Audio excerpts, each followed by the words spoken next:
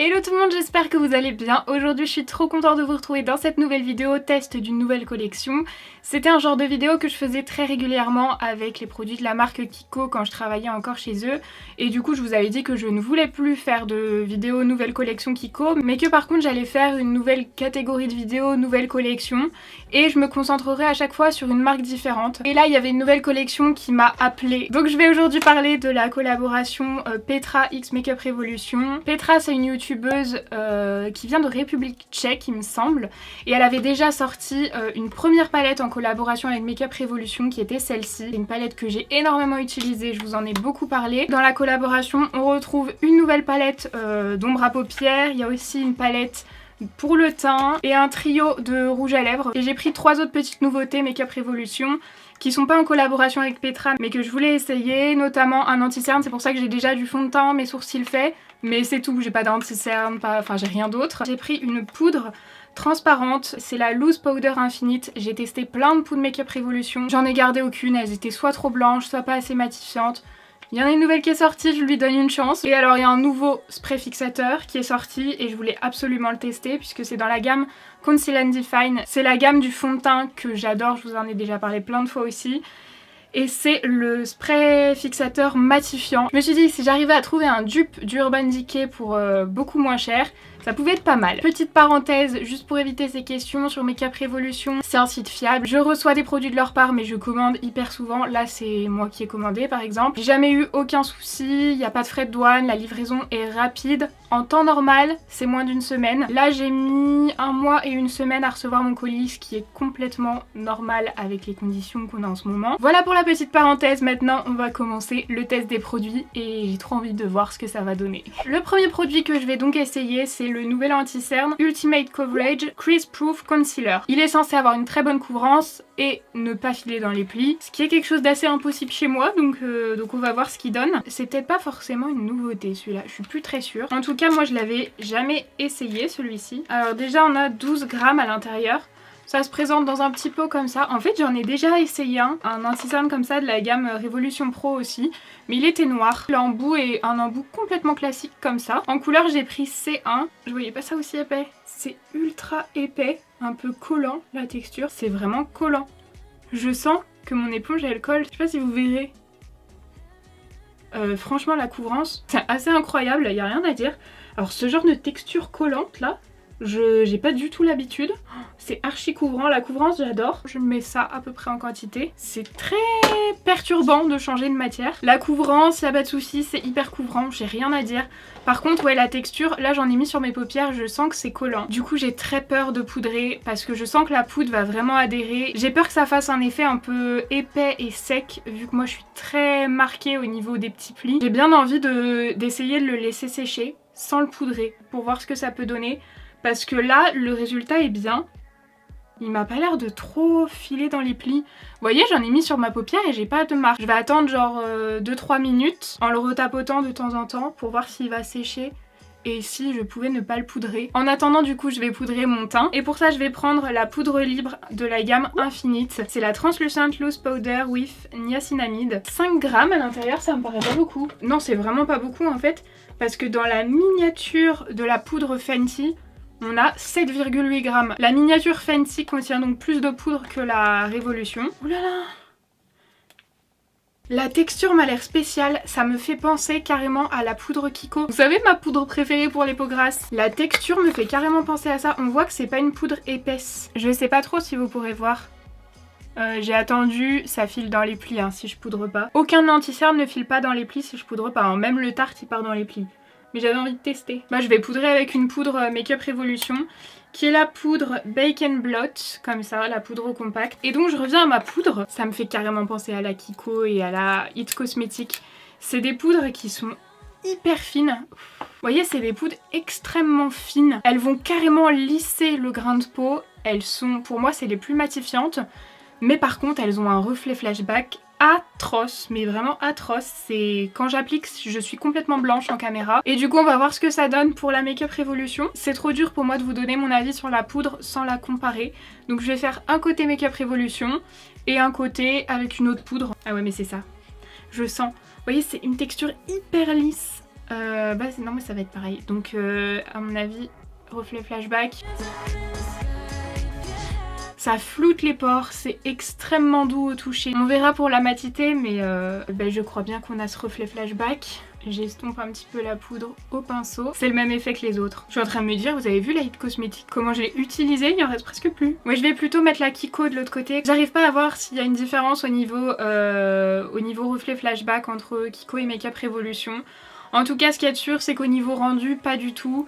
Et je pense que ça va être la première poudre Makeup Revolution que je vais aimer parce qu'elle me blanchit pas le teint. Malgré ce que vous verrez peut-être en caméra s'il y a un reflet flashback, elle me blanchit pas le teint. L'anti-cerne est en train de filer dans toutes mes ridules, mais vraiment, je vais vous zoomer pour voir parce que là c'est horrible. Comment tout a filé dans les ridules? C'est atroce. Je veux pas de suite jeter la pierre à l'anti-cerne parce que j'ai aussi changé de contour des yeux. C'est pas malin du tout, mais j'ai reçu un contour des yeux Pixi et du coup j'ai voulu le tester ce matin. Ça m'étonnerait quand même que ce soit le Pixi qui fasse ça parce qu'il avait pas l'air gras. Je lui redonne une chance demain. Je vous mets ce que je pense de l'anti-cerne en barre d'infos. Même si je vais revenir vous voir ce soir, je vois que déjà là au bout de 15 minutes ça a filé dans les plis. Ça va pas s'être rétabli d'ici ce soir, donc je vous mets plutôt ce que j'en pense en barre d'infos. Et on passe donc à la palette contour, highlight, peut-être blush. Non, c'est marqué contour et highlight en collaboration avec Petra. Le packaging est violet, je pensais pas du tout. Alors j'ai vu personne l'utiliser. J'ai regardé aucune revue ni quoi que ce soit, je l'ai juste vu sur le site et j'ai eu envie de la prendre. On a donc 4 highlighters, là c'est sûr. Celui-ci va m'aller, les 3 autres vont être trop foncés je pense. Là on a un fard d'une couleur très étrange. Un bronzer un peu doré mais plus avec des sous-tons olive. Oui non, ça c'est absolument pas pour moi. Ça c'est une teinte qui pourrait m'aller et qui est mate. Ça c'est un taupe plutôt, mais il est un peu irisé. Je vais donc prendre ce fard là qui est le plus clair des contours et qui est mat. Ah, c'est pas trop foncé. J'avais peur que ce soit trop foncé. Bon, j'ai pas fait de correction. J'ai mis un fond de teint sans faire de correction. Donc on voit encore à travers mes petites imperfections, mais j'avais pas envie de faire un teint parfait aujourd'hui, je sais pas pourquoi. Ça me plaît. Ce fard là, je l'aime bien, il s'estompe bien. Et j'ai envie de tester le plus foncé, celui-ci. Voir si il peut me servir de bronzer ou s'il est trop foncé, j'ai peur. Il est un peu plus chaud, par contre il est super pigmenté, j'estompe un peu sur ma main avant d'appliquer. Mais alors celui-ci, je comprends pas à quoi il peut servir. Pour moi ça se rapprocherait limite d'un blush. Je vois qu'il est un peu satiné, et puis surtout c'est pas du tout une couleur de bronzer.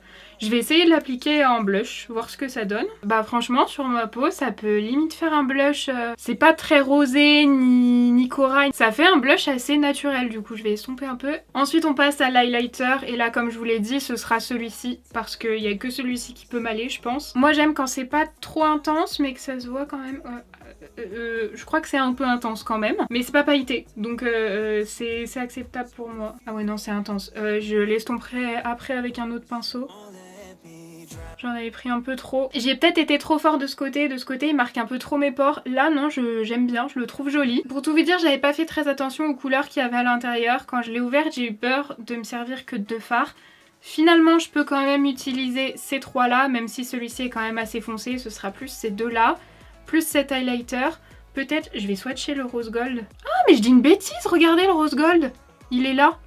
Il peut tout à fait aller à ma peau. Je pensais pas, j'avais l'impression qu'il était trop foncé. Ça va être un peu foncé, mais je pensais que ce serait plus. Là, c'est celui-là que j'ai swatché. Celui-ci, il est beaucoup trop orangé, ça va faire une barre orange. Il y aura quand même 2 fards que j'utiliserai jamais. Ça, c'est sûr que c'est trop foncé ou pas dans mes teintes. Mais je peux me servir du reste. Et on va finir le make-up du teint par la brume fixatrice, qui est donc la Conceal and Define Infinite Mattifying Longwear Makeup Fixing Spray. J'en ai testé pas mal des brumes comme ça, Makeup Revolution, mais j'en ai gardé aucune parce que je trouvais que j'avais l'impression de mettre juste de l'eau et qu'il n'y avait pas forcément d'effet. Ok, bon alors déjà quand elle sèche, elle devient mate. Ça c'est cool. Moi c'est ce que je recherche parce que quand je mets du spray fixateur et qu'il faut que je repoudre après, y a rien qui m'énerve plus. Là au moins ça sèche complètement mat. Avant de commencer les yeux, j'ai été faire une petite pause, j'ai été boire un coup, il fait super chaud. Bref, en tout cas j'ai été me voir en lumière du jour. Alors le teint j'aime beaucoup, y a rien à dire. Par contre le contour des yeux, mais regardez-moi ça. Est-ce que vous verrez cette horreur? Ça a filé, mais partout. Je sais pas si c'est le contour des yeux ou l'anti-cerne, mais il y a un truc qui va pas. Je crois que j'ai même pas regardé les couleurs de la palette. Là, je vois un peu qu'il y a du vert dans le petit dessin. Comme j'ai adoré la première, j'ai carrément fait confiance. Le packaging cartonné et tout pailleté, il est super beau. La palette en elle-même, elle est de la même couleur, on voit le violet. Elle est en plastique brillant, alors que celle-ci, elle était en plastique mat. Et du coup, elle a plein, je pense pas que vous le verrez, mais elle a plein de petites taches. Voilà donc les teintes de la palette. Là, on a un fard un peu marbré qui me donne hyper envie. On a un noir pailleté, des bleus, du violet, des teintes chaudes, du vert. Je vais commencer par appliquer le fard Flawless pour poudrer légèrement le dessous du sourcil. Donc je vais prendre le fard Cat Eyes. J'espère vraiment que les fards vont être bien pigmentés comme dans la première palette. Ah ouais. Alors ça c'est vraiment une couleur que j'ai pas. C'est un vert un peu citron. Et du coup je le mets en creux, mais en creux au niveau du coin interne. Comme toujours, moi le creux je le fais plus haut que mon vrai creux. Sinon avec ma forme de paupière ça ressort pas assez. Et je commence à estomper. Pour le moment ça marque bien, c'est pas hyper poudreux. Bon alors habituellement j'aime pas le vert, là la première couleur qui m'a attirée évidemment c'est le vert. Ensuite avec le même genre de pinceau, là c'est un E130 de Awa Studio encore une fois. Je prends le fard Central Park et je vais venir le mettre dans le creux. Ah j'ai pris un gros pinceau je crois. Mais au niveau du coin externe. Ouais mon pinceau j'ai abusé, il est trop gros. Et en fait une fois sur la paupière, je sais pas si c'est moi qui hallucine, il fait plus vert bleu canard que vert sapin. Et je commence à l'étirer. Il n'y a pas d'autres verts qui peuvent aller avec ce que je veux faire, donc je vais juste prendre un pinceau propre et estomper au niveau des bords. Je prends ma base P. Louise et je vais venir redessiner. Une fois que j'ai fait ça, je vais prendre le fard Real Tea avec un pinceau plat et je vais l'appliquer plus vers le centre. Les fards se prélèvent bien, ils s'appliquent bien. Pour le moment, tous ceux que j'ai testés sont bien pigmentés. Ils sont pas trop poudreux, franchement j'aime bien. J'ai envie de tester le fard un peu doré jaune qui est là. Mais le problème c'est que je sais que j'aime pas ce genre de couleur, j'ai peur de le mettre et de me rendre compte que j'aime pas. Je vais essayer mais j'ai peur de pas aimer. C'est un peu trop jaune. Moi je suis pas fan des dorés jaunes comme ça. J'ai l'impression que c'est vraiment les mêmes textures que la première palette. C'est pas aussi pigmenté encore une fois que les Anastasia, mais par contre c'est assez pigmenté. En y revenant plusieurs fois on a vraiment la couleur. Bon là j'ai peut-être abusé un peu, j'en ai peut-être un peu trop mis. Je vais remettre un peu du cuivre pour faire la transition entre les deux. En fait je vais continuer avec ce fard doré que je vais mettre ici. J'ai eu une idée, tout à l'heure j'avais pas mis assez de base à paupières et ça faisait un double trait, je trouvais ça beau. Du coup je vais faire ça. Je vais mettre le doré en haut, mais je vais faire un liner en dessous ici. Avec cette couleur là. Je reprends donc le fard Central Park avec un pinceau de chez Zoeva, c'est le 317. Et je vais faire un espèce de ras de cils avec ce fard.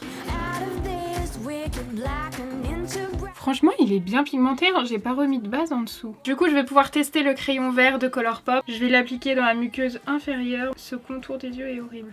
Il marque super bien. Ensuite je reprends mon fard Central Park avec un pinceau plat et je vais venir le poser en ras de cils et rejoindre avec le trait de liner. Et je prends le fard Cat Eye que je vais appliquer juste en dessous pour estomper. Je trouve ça pas assez lumineux, du coup je vais rajouter les paillettes. Le produit Pixie en collaboration avec Myriam Maquillage et je vais en mettre juste ici. C'est un peu la même couleur que j'ai mis au milieu et je viens estomper. Pour le coin interne je prends le fard Upper East Side et je vais l'appliquer juste ici. Ah il est joli. Il va super bien. Et je vais finir par un trait de liner pailleté sur la ligne. J'ai posé les faux cils, c'est tout bon. Maintenant, on va passer aux lèvres. Finalement, je trouve qu'avec les paillettes et les faux cils, ça ressort pas mal. Et je crois que j'aime bien. Même si le vert, vous le savez très bien, c'est pas trop mon truc. Je crois que j'aime bien ce petit mélange. Et même le jaune doré, je crains plus, j'ai l'impression. Le dernier produit qui me reste à tester, c'est le petit kit de 3 rouges à lèvres. Je sais même pas s'ils sont mat ou pas. Je vais voir ce qui est marqué dessus. Donc on a 3 teintes. Oui, le packaging est mat, donc je pense qu'ils le sont. Il y a 3 teintes. Ça m'a l'air d'être 3 teintes que je vais porter, mais je vais vous les swatcher. Alors la première, c'est la Lip Filler qui ressemble à ça. Le Perfect Nude. Purée, ça c'est vraiment un gloss. Oh non, je suis deg. C'est marqué exactement la même chose. Rouge à lèvres liquide. Mais on le voit, hein. Très clairement c'est un gloss. C'est beaucoup plus en transparence. Et le troisième c'est Mauve Madness. Ça m'a l'air d'être un rouge à lèvres mat celui-là. Oh il est beau. J'adore cette couleur. Je les aime tous en vrai. C'est le gloss qui irait le mieux avec le make-up. Du coup je vais prendre le gloss. Je vais faire le contour de mes lèvres avec un crayon. Je vais prendre le Naked Beauty dans la teinte Mia. De base je voulais juste faire le contour de mes lèvres, mais comme c'était vraiment pas la même couleur, j'ai rempli toutes les lèvres. Et donc par dessus je vais venir mettre le gloss. Les deux sont en train de se matifier, je le vois, donc on a bien 2 rouges à lèvres liquides et un gloss. Voilà du coup ce que ça donne pour le make-up. J'attends de voir ce soir ce que ça va donner pour la poudre. Franchement elle m'a l'air pas mal hein, parce que là ça fait quand même un petit moment que je filme. J'ai commencé de filmer à 13h50, il est déjà 16h38. Mais je vous ferai un petit point dans quelques heures pour voir au niveau de la tenue. Moi en tout cas pour le moment je trouve la collection vraiment pas mal. Les produits m'ont l'air top pour tout ce que j'ai essayé sauf l'anti-cerne. Un moindre revirement de situation extrême, je le trouve archi nul, vraiment. N'hésitez pas à me donner vos avis sur les produits, ou même si vous avez testé d'autres nouveaux produits de Révolution, n'hésitez pas à me dire ça en commentaire. Bon, je vous retrouve, il est 20h50. Ça fait à peu près 6 heures du coup que je porte le maquillage au niveau du teint. Très très bonne surprise parce que j'ai l'impression de briller exactement de la même manière des deux côtés. Que ce soit d'un côté ou de l'autre, je trouve que la poudre fait vachement bien son travail. Les cernes, on va pas en parler, hein, je vous ai dit, on reviendra dessus une fois que j'aurai vu si ça vient de mon contour des yeux ou de l'anti-cerne. Au niveau du gloss, c'est un gloss. Écoutez, il tient comme un gloss. Là, j'en ai toujours un peu, mais plus tellement. On voit plutôt principalement le contour au crayon. Mais franchement, du coup, le spray me paraît pas mal. Peut-être pas aussi bien que le Urban Decay, mais il m'a l'air quand même pas mal. Ça, je vous en reparlerai aussi. Et pour la poudre, très bien. C'était pas la question, mais le crayon Colourpop a hyper bien tenu. Et au niveau des fards, bah y a aucun souci. Voilà du coup pour mon update. Franchement, la poudre, on tient quelque chose. C'est la première poudre Make Up Révolution que j'aime bien. Voilà, j'espère que la vidéo vous aura plu. Si c'est le cas, comme d'habitude, n'hésitez pas à mettre un petit pouce en l'air et à vous abonner à la chaîne si c'est pas encore fait. Moi, je vous fais de très très gros bisous. Et puis je vous dis à samedi. Bye!